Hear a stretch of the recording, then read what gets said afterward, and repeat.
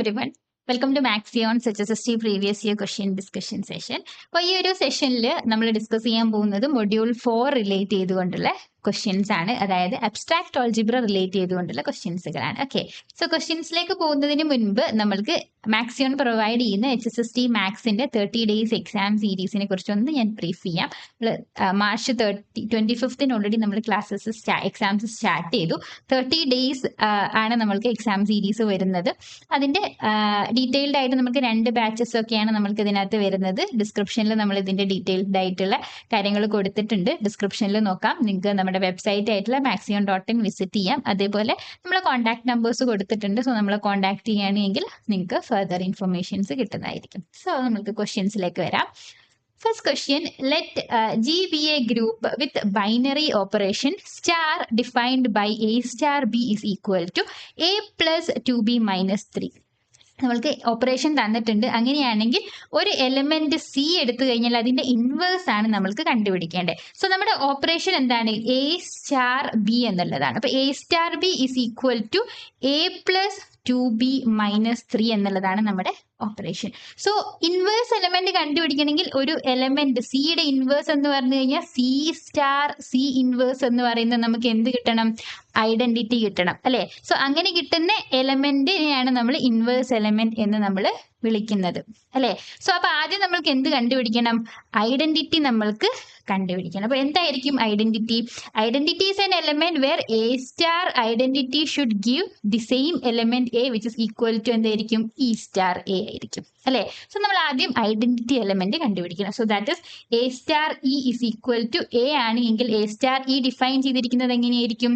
A plus ബിക്ക് പകരം e ആണ്. So a plus 2e minus 3 is equal to a തന്നെ കിട്ടും. സോ എയും എയും നമ്മൾക്ക് ക്യാൻസൽ ചെയ്ത് പോയി കഴിഞ്ഞു കഴിഞ്ഞാൽ 2e ഇസ് ഈക്വൽ ടു 3 എന്നാണ് എനിക്ക് ഇവിടെ എഴുതാൻ പറ്റുക.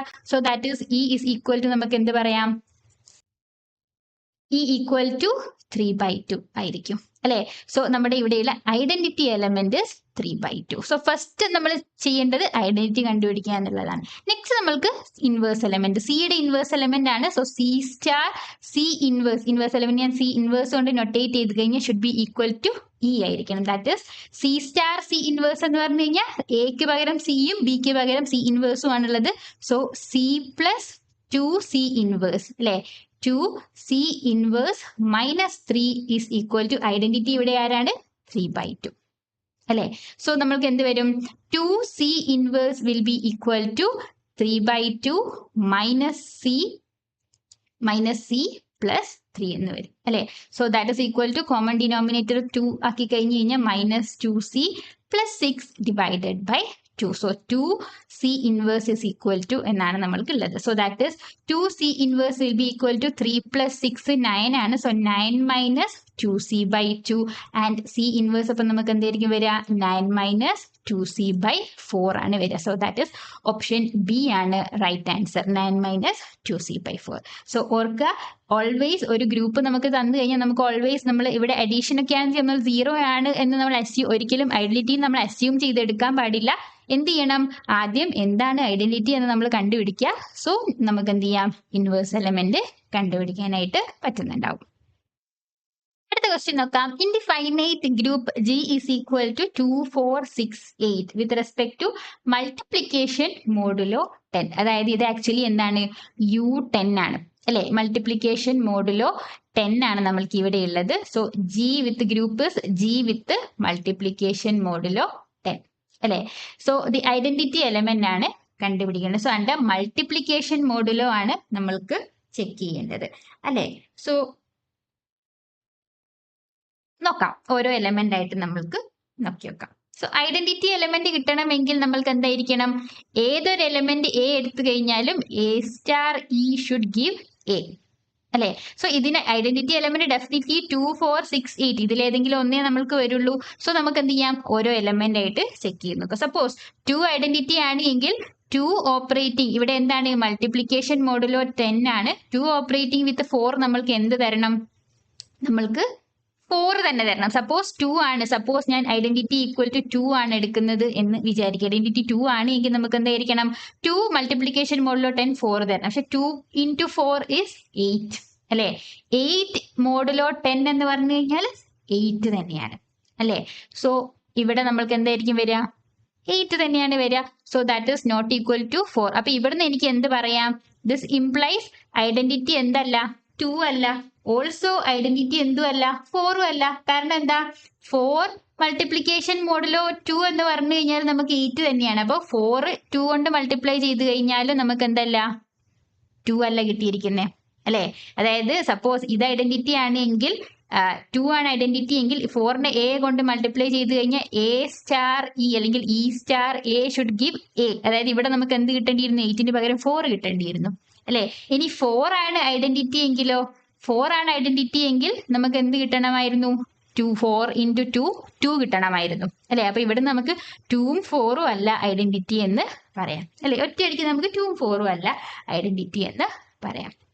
ഓക്കെ, ഇനി ഞാൻ എടുക്കുന്നത് 6 ആണ്.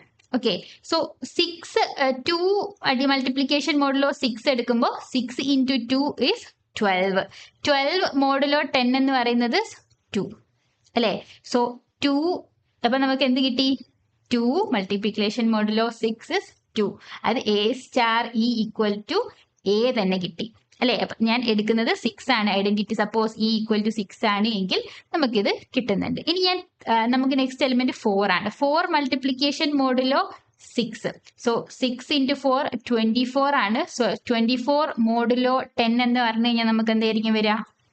മോഡിലോ 10 is 10 കൊണ്ട് ഡിവൈഡ് ചെയ്ത് കഴിഞ്ഞാൽ നമുക്ക് 4 ആണ് റിമൈൻഡർ കിട്ടുക അല്ലേ? So that is 4. അപ്പൊ 4 ഓപ്പറേറ്റ് 6 ആയിട്ട് ഓപ്പറേറ്റ് ചെയ്തപ്പോൾ വീണ്ടും 4 തന്നെ കിട്ടി. നെക്സ്റ്റ് എന്ത് വെക്കണം? 6 തന്നെ വേണം. സോ 6 മൾട്ടിപ്ലിക്കേഷൻ മോഡിലോ 6 എന്ന് പറഞ്ഞു കഴിഞ്ഞാൽ 6 into 6 36 ആണ്. 36 മോഡിലോ 10 അല്ലെ? മോഡിലോ 10 എന്ന് വരുമ്പോൾ റിമൈൻഡർ എത്ര വരിക? 6. സോ 6നോട് ഓപ്പറേറ്റ് ചെയ്തപ്പോൾ 6 തന്നെ കിട്ടി. കാരണം ഐഡന്റിറ്റി ഓപ്പറേറ്റ് ചെയ്യുമ്പോൾ ഐഡന്റിറ്റിയോട് തന്നെ ആയിരിക്കണം അല്ലേ? നെക്സ്റ്റ് എലിമെന്റ് എടുക്കുക. 10 മൾട്ടിപ്ലിക്കേഷൻ മോഡിലോ 6. 6 into 8 is 48 ആണ്. 48 is കോൺഗ്രുവന്റ് എത്രയാണ്? 8 തന്നെയാണ് അല്ലേ? സോ നമുക്ക് എന്താ കിട്ടിയിരിക്കുന്നത്? എവറി എലമെന്റ് എടുത്തപ്പോൾ a star 6 is equal to നമുക്ക് എന്ത് കിട്ടി? എ തന്നെ കിട്ടി അല്ലേ? സോ ദാറ്റ് മീൻസ് നമുക്ക് എന്ത് പറയാം? ഇവിടെ ഐഡന്റിറ്റി എന്ന് പറയുന്നത് 6 ആണ് ഇവിടെയുള്ള ഐഡന്റിറ്റി എലമെന്റ് അല്ലേ? സോ ഞാൻ ജസ്റ്റ് എന്ത് ചെയ്തു? ഓരോ എലമെന്റ് ചെക്ക് ചെയ്തു, അത് എന്താണെന്ന് നോക്കി, ഐഡന്റിറ്റി ആണോ എന്ന് നോക്കി. അതായത് എല്ലാ എലമെന്റ്സിനോടും ഓപ്പറേറ്റ് ചെയ്യുന്ന സമയത്ത് ആ എലമെന്റ് തന്നെ കിട്ടുന്നുണ്ട് എങ്കിൽ നമ്മൾക്ക് ഫോർ എവറി എലമെന്റ് ആയിരിക്കണം അല്ലേ? സോ 2ഉം 4ഉം നമ്മൾക്ക് 4 into 2 8 ആണ്. അപ്പൊ 4ഉം 2ഉം ഐഡന്റിറ്റി ആവില്ല. അതേപോലെ 8ന്റെ കേസിൽ നമ്മൾക്ക് നോക്കാം. 8 into 2 16 ആണ് അല്ലെ? 16 വരുമ്പോൾ 6 ആണ്. സോ നമുക്ക് 2ഉം 8ഉം ഐഡന്റിറ്റി അല്ല എന്നൊക്കെ നമുക്ക് പറയാം. ഓക്കെ, സോ ഈ ഒരു രീതിയിൽ 6ന് നമുക്ക് ഐഡന്റിറ്റി ആണ് എന്ന് നമ്മൾക്ക് ഇവിടുന്ന് കിട്ടും. Okay, next which of the following is true? അപ്പൊ 2 സ്റ്റേറ്റ്മെന്റ് തന്നിട്ടുണ്ട്. അതിൽ ഏതൊക്കെ സ്റ്റേറ്റ്മെന്റുകളാണ് ട്രൂ ആയിട്ടുള്ള സ്റ്റേറ്റ്മെന്റ് എന്നുള്ളതാണ് ചെക്ക് ചെയ്യേണ്ടത്. ഒന്നാമത്തെ statement, every group of order 42 has a normal sub group of order 7 and every sub group of order 42 has a normal sub group of order 8. Okay, അപ്പൊ നമ്മൾക്ക് ഗ്രൂപ്പിന്റെ ഓർഡർ തന്നിട്ടുണ്ട് 42 ആണ് അല്ലെ? സോ 42നെ നമുക്ക് പ്രൈം മൾട്ടിപ്പിൾ ആക്കി എഴുതി കഴിഞ്ഞ് കഴിഞ്ഞാൽ നമുക്ക് എങ്ങനെ എഴുതാം? 42നെ സ്പ്ലിറ്റ് ചെയ്ത് കഴിഞ്ഞാൽ നമുക്ക് 2 into 3 into 7 ആണ് 42 അല്ലെ? നോക്കുക, സെക്കൻഡിൽ നോക്കുക. As an order of sub group, normal sub group of order 8 എന്നാണ് പറഞ്ഞിരിക്കുന്നത്. ബട്ട് 8 എന്ത് ചെയ്യില്ല? 42നെ ഡിവൈഡ് ചെയ്യില്ല. സോ ഒരു ഓർഡർ ആ സബ് ഗ്രൂപ്പിനെ ഡിവൈഡ് ചെയ്യുന്നില്ല എങ്കിൽ ആ ഓർഡറിൽ ഒരു സബ് ഗ്രൂപ്പ് എക്സിസ്റ്റ് ചെയ്യോ? ഇല്ല. കാരണം ലഗ്രാഞ്ചിയ തിയറം പറയുന്നത് എന്താ? Order of the sub group അല്ലെ? എച്ച് എന്ന് പറയുന്നത് ഒരു സബ് ഗ്രൂപ്പ് ഓഫ് ജി ആണ് എങ്കിൽ order of H should divide എന്ത് ചെയ്യണം? ഓർഡർ ഓഫ് ജിനെ ഡിവൈഡ് ചെയ്യണം. നോക്കുക, suppose H is equal to ഒരു ഓർഡർ ഓഫ് എച്ചിന്റെ ഓർഡർ 8 ആണ് എങ്കിൽ 8 എന്തിനെ ഡിവൈഡ് ചെയ്യണം? സബ് ഗ്രൂപ്പ് ആയിരുന്നു എങ്കിൽ 8 എന്ത് ചെയ്യണം? 42നെ ഡിവൈഡ് ചെയ്യണം. സോ 42 ഓർഡറിൽ ഒരു സബ് ഗ്രൂപ്പ് തന്നെ എക്സിസ്റ്റ് ചെയ്യില്ല. There does not exist a sub group of order 8 എന്ന് തന്നെ നമ്മൾക്ക് പറയാം അല്ലെ? സബ് ഗ്രൂപ്പ് ഓഫ് ഓർഡർ 8 ഇതിന് എക്സിസ്റ്റ് ചെയ്യില്ല. അപ്പോൾ പിന്നെ അത് നോർമൽ ആണോ ചെക്ക് ചെയ്യേണ്ട കാര്യമില്ല. സബ് ഗ്രൂപ്പ് എക്സിസ്റ്റ് ചെയ്യുന്നില്ലെങ്കിൽ പിന്നെ അവിടെ നോർമൽ സബ് ഗ്രൂപ്പും എക്സിസ്റ്റ് ചെയ്യില്ല. സോ സ്റ്റേറ്റ്മെന്റ് 2 നമ്മൾക്ക് എന്താണ്? This is a false statement. Okay, ഇനി നമ്മൾക്ക് has a normal sub group of order 7. 7 42ന്റെ ഡിവൈസർ ആണ്. സോ നമുക്ക് അവിടെ സബ് ഗ്രൂപ്പ് എക്സിസ്റ്റ് ചെയ്യാനുള്ള പോസിബിലിറ്റി ഉണ്ട് അല്ലെ. അപ്പോൾ അത് നോർമൽ ആണോ എന്ന് ചെക്ക് ചെയ്യണം. എങ്ങനെയാണ് നമുക്കത് നോർമൽ ആണോ എന്ന് ചെക്ക് ചെയ്യാൻ പറ്റുക? നോർമൽ ആണോ എന്ന് ചെക്ക് ചെയ്യണമെങ്കിൽ ഇവിടെ ഗ്രൂപ്പ് ഓഫ് ഓർഡർ എന്താണ്? PQR ഫോമിലുള്ള ഗ്രൂപ്പാണ് അല്ലെ. സോ ഈ 7 എന്ന് പറയുന്നത് ഇവിടെ നമുക്ക് എന്ത് എക്സിസ്റ്റ് ചെയ്യും? ഇവിടെ ഒരു സൈലോ 7 സബ് ഗ്രൂപ്പ് എക്സിസ്റ്റ് ചെയ്യും അല്ലേ. ഒരു P ഡിവൈഡ് ചെയ്യുന്നുണ്ട് എങ്കിൽ P ഗ്രൂപ്പിന്റെ ഓർഡറിനെ ഡിവൈഡ് ചെയ്യുന്നുണ്ട് എങ്കിൽ ആ സൈലോ P സബ് ഗ്രൂപ്പ് അവിടെ എക്സിസ്റ്റ് ചെയ്യും അല്ലേ. സോ ഇവിടെ ഒരു സൈലോ 7 സബ് ഗ്രൂപ്പ് എക്സിസ്റ്റ് ചെയ്യുന്നുണ്ട്. N7 അല്ലെ. N7 be the number of എവിടെ എന്താണ് നമ്പർ ഓഫ് സൈലോ 7 സബ് ഗ്രൂപ്പിന് ഞാൻ N7 എന്ന് വിളിച്ചു കഴിഞ്ഞാൽ സൈലോ സബ് ഗ്രൂപ്പിന്റെ ഒരു പ്രത്യേകത എന്താ? സൈലോ സബ് ഗ്രൂപ്പ് യുണീക്ക് ആണ് എങ്കിൽ അല്ലെ, സൈലോ സബ് ഗ്രൂപ്പ് യുണീക്ക് ആണ് എങ്കിൽ നമുക്ക് എന്ത് പറയാം? That will be normal. Sylow sub group unique, അത് ഒറ്റൊന്നേ നമുക്ക് എക്സിസ്റ്റ് ചെയ്യുന്നുള്ളൂ, ഇംപ്ലൈസ് അതെന്തായിരിക്കും? That sub group normal sub group ആയിരിക്കും. ഓക്കെ, സോ നമുക്ക് അപ്പോൾ എന്ത് ചെയ്യാം? ഈ N7 ഒന്ന് കണ്ടുപിടിച്ച് നോക്കാം. സോ N7ന്റെ ഫോം എന്തായിരിക്കും? സൈലോ തേർഡ് തിയറം പ്രകാരം K is equal to 1 plus PT എന്നുള്ള ഫോമിൽ എഴുതാം. And K should divide order of the ഗ്രൂപ്പിനെ ഡിവൈഡ് ചെയ്യണം അല്ലെ. So T is equal to ഞാൻ ഓരോ വാല്യൂസ് കൊടുത്തു നോക്കാം. T equal to 0 കൊടുക്കുമ്പോൾ K ട്രിവിയൽ കേസ് ആണ്. K equal to 1 ഡിവൈഡ് ചെയ്യും അല്ലെ. 1 divides 42 ആയിരിക്കും. Next T is equal to 1 കൊടുക്കുക. T1 കൊടുക്കുമ്പോൾ P എന്ന് പറയുന്നത് ഇവിടെ 7 ആണ് അല്ലെ. So K is equal to, അപ്പൊ നമുക്ക് എന്ത് വരും? This is equal to 1 plus 7T ഫോമിലാണ്. So K is equal to T1 കൊടുക്കുമ്പോൾ 7 plus 1 8 ആണ്. പക്ഷെ 8 നമ്മൾ ഓൾറെഡി പറഞ്ഞു 42നെ ഡിവൈഡ് ചെയ്യില്ല. ഇനി ഞാൻ T is equal to 2 കൊടുത്തു നോക്കുക. സോ 7 2 14 plus 1 15 ആണ്. പക്ഷെ 15 എന്ത് ചെയ്യില്ല? 42നെ ഡിവൈഡ് ചെയ്യില്ല. നമ്മൾ ഇങ്ങനെ കണ്ടിന്യൂസ് ആയിട്ട് ഒന്ന് ഡിവൈഡ് ചെയ്തില്ല എന്ന് വിചാരിച്ച് നെക്സ്റ്റ് ചെക്ക് ചെയ്യാതിരിക്കാൻ പറ്റില്ല. നമുക്ക് there is a possibility അതിന്റെ ഹയറിലും ഡിവൈഡ് ചെയ്യാം അല്ലെ. അപ്പൊ അങ്ങനെ ഉണ്ടോ എന്ന് ചെക്ക് ചെയ്യണം. അപ്പൊ നമ്മൾ 42നെ നോക്കുക. 42നെ എങ്ങനെ എഴുതാൻ പറ്റുക? 2 into 3 into 7 ആണ് അല്ലെ. ഇപ്പൊ നമുക്ക് 2 into 3 എന്ന് പറയുന്നത് 6 ആണ്. 6നെ ഒരിക്കലും 1 plus 7T ഫോമിൽ എഴുതാൻ പറ്റുന്നില്ല. പിന്നെ നമുക്ക് അതിന്റെ എല്ലാ കോമ്പിനേഷൻസ് ഒന്ന് നോക്കി വെക്കാം. 2 into 7 അത് 7ന്റെ തന്നെ മൾട്ടിപ്പിൾ ആണ്. പക്ഷെ 1 plus 7T എന്ന് പറയുന്നത് ഒരിക്കലും 7ന്റെ മൾട്ടിപ്പിൾ അല്ല. അതേപോലെ 3 into 7 എടുത്തു കഴിഞ്ഞാൽ നമുക്ക് 7ന്റെ മൾട്ടിപ്പിൾ ആ, നോട്ട് 7 plus 1 ഫോമിലല്ല അല്ലെ. അപ്പൊ ഇതിന്റെ ഒരു കോമ്പിനേഷനും 1 plus 7 ഫോമിൽ കിട്ടില്ല. സോ നമുക്ക് K എന്തെടുക്കണം? K equal to 1 ആയിരിക്കും. be least value of K എന്ന് വരുന്നത്. So silo 7 sub group unique അല്ലെ. ഇപ്പൊ N7 നമുക്ക് എന്ത് കിട്ടി? N7 is 1. ദാറ്റ് ഇംപ്ലൈസ് നമുക്ക് എന്താണ്? That silo sub group unique. Silo sub group unique ആണ് എങ്കിൽ that sub group will be A normal sub group ആയിരിക്കും. സോ സൈലോ 7 സബ് ഗ്രൂപ്പിന്റെ ഓർഡർ എന്താ? 7 ആണ്, കാരണം 7 power 1 ആണ് അല്ലെ. So silo sub group is a sub group of order 7 ആണ്. And that is unique. That implies that is a normal subgroup. So every group of order 42 എന്തുണ്ടാവും? അവിടെ silo 7 sub group എടുത്തു കഴിഞ്ഞാൽ അത് എന്തായിരിക്കും? നോർമൽ സബ് ഗ്രൂപ്പ് ആയിരിക്കും. So ഒന്നാമത്തെ statement is true statement. So ഒന്നാമത്തെ സ്റ്റേറ്റ്മെന്റ് ട്രൂവും രണ്ടാമത്തത് ഫോൾസ് സ്റ്റേറ്റ്മെന്റും ആണ്. So only 1 is true. Option C ആണ് നമ്മൾക്ക് ഇവിടെ റൈറ്റ് ആൻസർ ആയിട്ട് വരാം. Okay, next question. Consider the statement number of homomorphisms from Z10 to Z25 is 5. അതേപോലെ Z100 to Z92 is 4. Z16 to Z19 is 2. And number of non-trivial homomorphisms from Z30 to Z19 is 1. അപ്പോൾ നമ്മൾക്ക് എന്താ കണ്ടുപിടിക്കേണ്ടേ?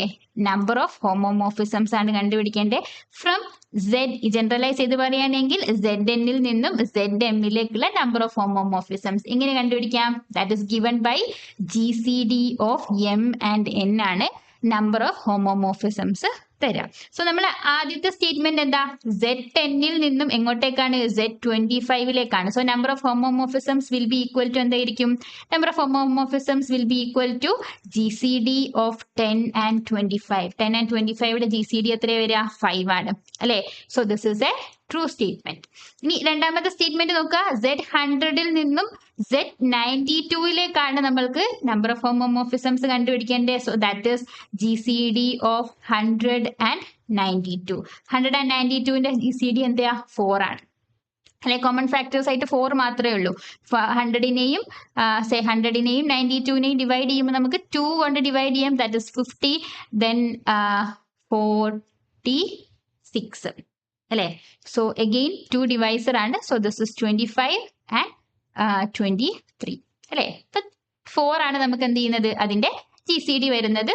So this is 4. ഇനി അടുത്ത് നോക്കുക Z16 to Z19 അല്ലെ. അപ്പൊ GCD എന്താ? GCD ഓഫ് 16 and 19 ആണ്. 19 ഒരു പ്രൈം നമ്പർ ആണ്. So GCD of 16 and 19 is 1 അല്ലെ.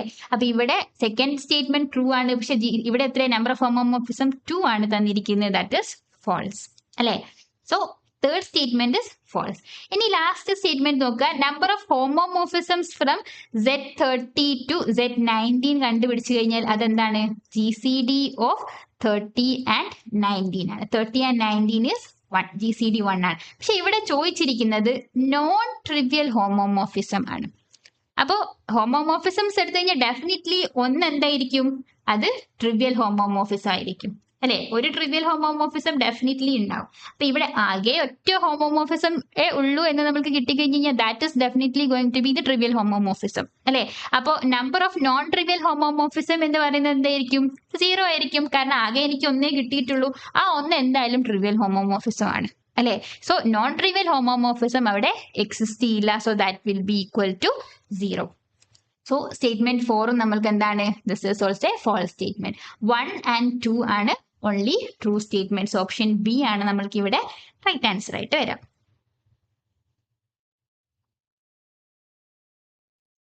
Okay, next, the largest possible order of any element in the automorphism group of Z200 ആണ് നമ്മൾക്ക് കണ്ടുപിടിക്കേണ്ടത്.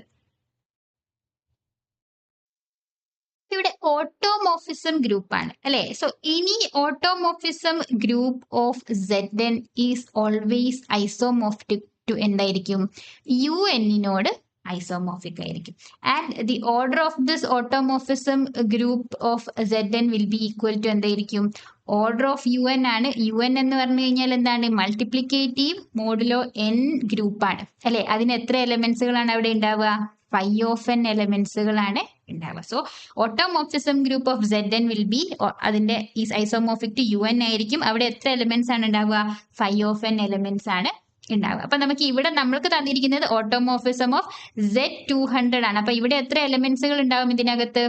5 of 200 എലമെന്റ്സ് ആണ് നമ്മൾക്ക് ഉണ്ടാവുക അല്ലെ. 5 of 200 എന്ന് പറഞ്ഞു കഴിഞ്ഞാൽ 5 of 2 cube into 5 square എന്ന് എനിക്ക് എഴുതാം. So that will be equal to 5 of 2 cube എന്ന് പറഞ്ഞു കഴിഞ്ഞാൽ 2 cube minus 2 square into 5 square minus 5. That is equal to എന്തായിരിക്കും?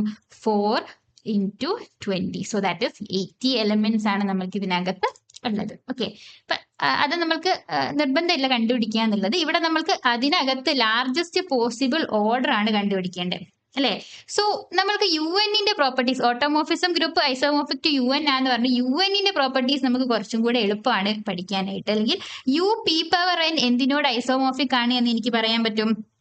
UP⁴n is isomorphic to ZP⁴n minus P⁴n-1 isomorphic ആണ്. അതേപോലെ U2⁴n ഈസ് ഐസോമോർഫിക് ടു എന്തായിരിക്കും?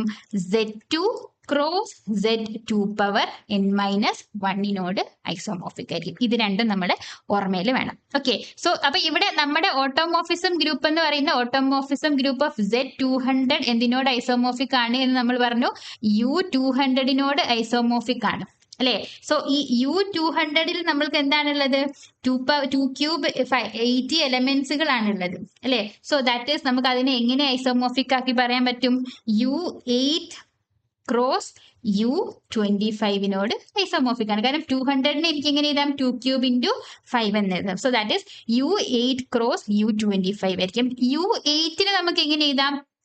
U8 is equivalent to എന്തായിരിക്കും? U2 cube ആണ് അല്ലെ. So U2 cube is isomorphic to 2⁴n. n is equal to 3 ആണ്. So this is isomorphic to Z2 cross Z2-നോട് isomorphic ആണ്. അതായത് നമുക്ക് ഇവിടെ എന്താണ്?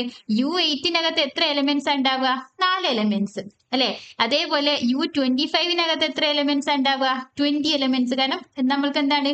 5 ഓഫ് 8 4 ആണ്, 5 ഓഫ് 25 നമുക്ക് എന്താണ് 20 ആണ് അല്ലെ. അങ്ങനെയാണ് ടോട്ടൽ 80 നമ്മൾക്ക് എലമെന്റ്സുകൾ കിട്ടുന്നത്. അപ്പൊ U8 is isomorphic to എന്തായിരിക്കും? U8 is isomorphic to Z2 cross Z2 ആയിരിക്കും. ആൻഡ് ദിസ് U25 ന് ഇങ്ങനെ എഴുതാം, 5 സ്ക്വയർ എഴുതാം, അതായത് P സ്ക്വയർ ആണ്. So that is isomorphic to എന്തായിരിക്കും? Z5 square minus 5, that is equivalent to എന്താണ്? Z20. So this is isomorphic to Z20. അപ്പൊ ഈ Z2 cross Z20 maximum possible order കണ്ടുപിടിച്ചാൽ മതി എലമെന്റിന്റെ അല്ലെ. അപ്പൊ ഇതിനകത്തുള്ള എലമെന്റ് എന്ന് പറയുന്നത് ഓർഡേർഡ് പെയേഴ്സ് ആയിരിക്കും അല്ലെ. ഐസോമോർഫിക് ആകുമ്പോൾ നമുക്ക് Z2 ക്രോസ് Z20 അകത്ത് നമുക്ക് മാക്സിമം പോസിബിൾ ഓർഡർ എന്ന് പറയുന്നത് എന്തായിരിക്കും? LCM of 2,2,20. കാരണം Z20 ഒരു 20 ഓർഡർ എലമെന്റ് ഉണ്ടാവും അല്ലെ. So LCM will be equal to 20 ആയിരിക്കും. സോ മാക്സിമം പോസിബിൾ ഓർഡർ എന്ന് പറയുന്നത് 20. അപ്പൊ നമ്മൾ യൂസ് ചെയ്തിരിക്കുന്നത് എന്താ? Automorphism of A Zn is isomorphic to UN ആണ്. ആൻഡ് UN-ന്റെ പ്രോപ്പർട്ടീസ് യൂസ് ചെയ്തു. അപ്പൊ UN-ന്റെ പ്രോപ്പർട്ടീസ് വെച്ചിട്ട് നമുക്ക് എന്ത് പറയാം? ദാറ്റ് ഈസ് ഈക്വലന്റ് ടു നമുക്ക് U8 ക്രോസ് U25 ആയിരിക്കും. സോ അതിൽ നമ്മൾക്ക് എഗെയിൻ UN-ന്റെ പ്രോപ്പർട്ടീസ് യൂസ് ചെയ്ത് കഴിഞ്ഞാൽ നമുക്ക് എളുപ്പം Zn-ലേക്ക് നമുക്ക് ഐസോമോർഫിക് ആയിട്ടുള്ള some Zn cross Zm cross എന്നുള്ള ഫോമിലേക്ക് നമുക്ക് കൊണ്ടുവരാൻ പറ്റും. സോ ഈസി ടു അണ്ടർസ്റ്റാൻഡ് അല്ലെ. ക്വസ്റ്റ്യൻസ് ഡിസ്കസ് ചെയ്യാനുണ്ടായിരുന്നത്. ഇതിൽ നമ്മൾക്ക് മാക്സിമം പ്രൊവൈഡ് ചെയ്യുന്ന 2 ബാച്ചസ് ആണ് അവൈലബിൾ ആയിട്ടുള്ളത്. ഒന്ന് എക്സ്ട്രാ മൈൽ ബാച്ചും അതേപോലെ തന്നെ സ്പ്രിന്റ് ബാച്ചും. ഈ എക്സ്ട്രാ മൈൽ ബാച്ചിൽ വരുമ്പോൾ നമുക്ക് 30 days exam series with detailed solution video and mentor support available ആവുന്ന ബാച്ചാണ് എക്സ്ട്രാ മൈൽ ബാച്ച് എന്ന് പറയുന്നത്. അതിൽ നമുക്ക് ഫുൾ ലെങ്ത് മോക്ക് ടെസ്റ്റുകൾ അവൈലബിൾ ആണ് വിത്ത് എക്സാക്ട് നമ്മുടെ അതേ ഒരു ഓൺലൈൻ എക്സാം ആണെന്ന് നിങ്ങൾക്ക് അറിയാലോ. അപ്പോൾ നമുക്ക് അതിന്റെ അതേ ഇന്റർഫേസിൽ നമ്മൾക്ക് ഒരു ഓൺലൈൻ എക്സാം എഴുതുന്ന അതേ ഫോമിൽ നിങ്ങൾക്ക് എക്സാംസ് എഴുതാൻ വേണ്ടി പറ്റുന്നുണ്ടാവും. വിത്ത് ടൈമർ, ഓട്ടോമാറ്റിക് ടൈമർ കട്ടാവുന്ന രീതിയിലാണ് നമ്മുടെ എക്സാംസ് സെറ്റ് ചെയ്തിരിക്കുന്നത്. അതേപോലെ സ്പ്രിന്റ് ബാച്ചിലേക്ക് വരുമ്പോൾ നിങ്ങൾക്ക് ഡീറ്റെയിൽഡ് സൊല്യൂഷൻ വീഡിയോ വേണ്ട, ജസ്റ്റ് നിങ്ങൾക്ക് ആൻസർ കീ മാത്രം മതി എന്നാണെങ്കിൽ നിങ്ങൾക്ക് സ്പ്രിന്റ് ബാച്ച് ഓപ്റ്റ് ചെയ്യാവുന്നതാണ്. അതിൽ നിങ്ങൾക്ക് ഫുൾ ലെങ്ത് മോക്ക് ടെസ്റ്റ് 2-ലാണെങ്കിലും അവൈലബിൾ ആണ്. സോ ഫർദർ ഡീറ്റെയിൽസിന് ഇൻട്രസ്റ്റഡ് ആണെങ്കിൽ നമ്മുടെ ഡിസ്ക്രിപ്ഷനിൽ നമ്മുടെ ഡീറ്റെയിൽസ് കൊടുത്തിട്ടുണ്ട്. So please do check out. So ഇത്രയാണ് ഈ ഒരു സെഷനിൽ നമ്മൾക്ക് ഡിസ്കസ് ചെയ്യാനുണ്ടായിരുന്നത്. ക്ലിയർ ആണെന്ന് വിശ്വസിക്കുന്നു. താങ്ക്